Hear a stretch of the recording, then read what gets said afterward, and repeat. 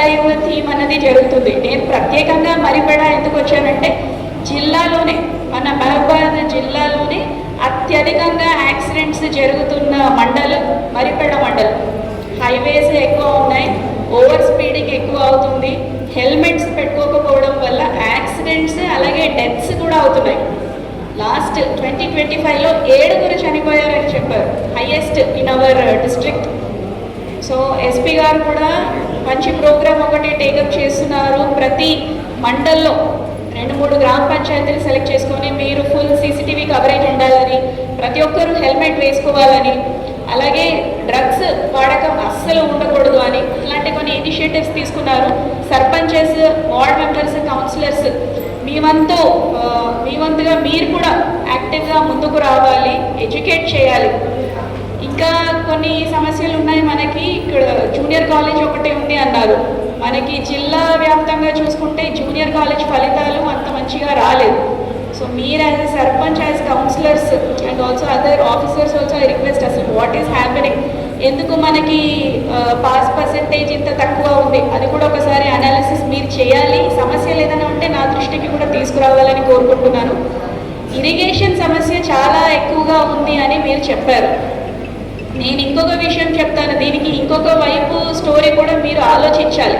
ఇప్పుడు ఒక 20 సంవత్సరాల ముందో 30 సంవత్సరాల ముందో మనం ఇంతలా వరి సాగు చేసేవాళ్ళం కాదు. ఇప్పుడు విపరీతంగా వరి సాగు చేస్తున్నాం మనం. ఇప్పటికీ చెప్తున్నాను, ఈ రబీ యాసంగి ఏదైతే ఉందో, ఇప్పుడు వరి మనము ప్రొక్యూర్మెంట్ స్టార్ట్ చేసాము అంటే అవి పెట్టుకోవడానికి మన దగ్గర స్టోరేజ్ స్పేస్ కూడా చాలా తక్కువగా ఉంది జిల్లా లెవెల్లో. సో మీరు ఒకసారి ఆలోచించాలి. మీరే స్వతహాగా చాలామంది రైతులు ఉంటారు. అట్లీస్ట్ సర్పంచెస్ మీరైనా ఫస్ట్ ఆదర్శంగా ముందుకు వచ్చి వరి కాకుండా ఫస్ట్ మీరు వేరే పంట వేయండి. మీరు వేసి మీ వార్డ్ మెంబర్స్తో వేయిస్తే నెక్స్ట్ మీ ఊర్లో ఉన్న ప్రజలు మారుతారు. ఇంతకుముందు మండల్ అగ్రికల్చర్ ఆఫీసర్ కూడా చాలా బాగా మాట్లాడారు. మీరు ఇలాగే ఫర్టిలైజర్స్, కెమికల్స్ వేసుకుంటూ పోతే మేబీ ఇంకొక 5-6 సంవత్సరాల్లో ఇంకేం పండవు కూడా అక్కడ. అసలు అది పండినా అవన్నీ వేస్టే అయిపోతాయి. నేను ఇంతకుముందు గ్రామ సభలో కూడా చెప్పాను, మళ్ళీ చెప్తున్నాను, నా పర్సనల్ ఎక్స్పీరియన్స్ ద్వారా చెప్తున్నాను. ఇప్పుడున్న పిల్లలు ఎవరైతే ఉన్నారో చిన్న పిల్లలు, వాళ్ళని ఎవరినైనా మీరు కంట్రోల్ చేయగలరా? ఎందుకు చేయలేకపోతున్నారు అంటే, మేము చిన్నపిల్లలు ఉన్నప్పుడో లేకపోతే 10 సంవత్సరాల ముందో మా పేరెంట్స్ హ్యాపీగా అందరినీ మెయింటైన్ చేసేవాళ్ళు. ఇప్పుడు ఎవరిని చేయలేకపోతున్నారు పిల్లల్ని. చాలా హైపర్ యాక్టివ్ అయిపోతున్నారు పిల్లలు. ఎందుకు అవుతున్నారు అంత హైపర్ యాక్టివ్గా పిల్లలు? మీరు ఆలోచించాలి. ఏం తింటున్నారు పిల్లలు, ఆ తినే ఆహారంలో ఏముంది అసలు అని. విపరీతమైన ఫర్టిలైజర్స్, కెమికల్ ఫర్టిలైజర్స్ వాడుతున్నాం మనం. అంత అవసరం లేదు. ప్రతి ఒక్కరికి ఒక సామాజిక బాధ్యత ఉంటుంది, ఒక రైతుకు కూడా సామాజిక బాధ్యత ఉంటుంది.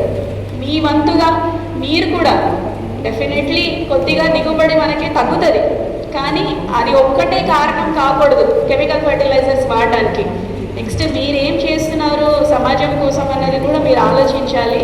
సేంద్రియ ఎరువుల వైపు మీరు కన్వర్ట్ అవ్వాలి. మై రిక్వెస్ట్ ఈజ్ సర్పంచెస్, ఇప్పుడు ఎలాగైతే ఎస్పీ గారు ఇట్లాంటి ఒక రెజల్యూషన్ తీసుకున్నారో, మీరు కూడా సొంతంగా ఒక రెజల్యూషన్ తీసుకోండి.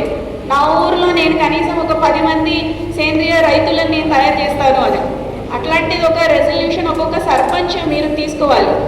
ఆర్గానిక్ ఫార్మింగ్ వైపు మనము ముందుకు వెళ్ళాల్సిన బాధ్యత ఎంతైనా ఉంది. అలాగే మనకి నెక్స్ట్ రాబోయే థీమ్స్లో కూడా వచ్చే యాక్టివిటీస్ ఏంటి అంటే, నో టు డ్రగ్స్. జిల్లాలో కొద్ది వరకు మనకి డ్రగ్స్, గంజాయి కానీ అది వినియోగం కొంతవరకు ఉంది అని తెలుస్తుంది.